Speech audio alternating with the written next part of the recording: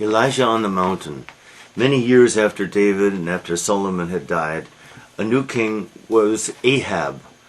And Ahab tended not to worship the Lord God. He tended to worship Baal, B-A-A-L, a sky god and lightning, all that. So the Lord was angry, and he sent Elijah, the prophet, strange prophet, to Ahab.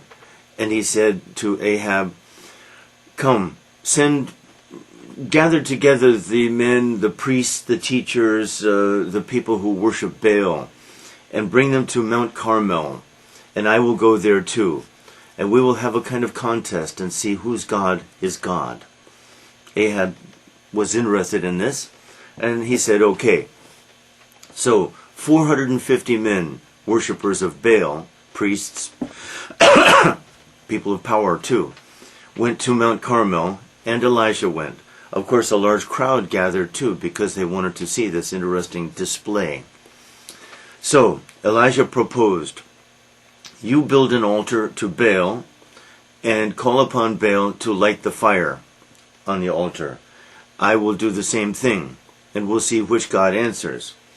This is interesting, especially because Baal was a lightning god, a god whose business is to start fires, you could say. So the 450 built a huge altar, put wood on top of it, and then called on Baal to to set it on fire. Nothing happened. So Elijah mocked them and said, "Shout louder, maybe he's sleeping." I'm not sure they understood the joke, but they shouted louder. Nothing.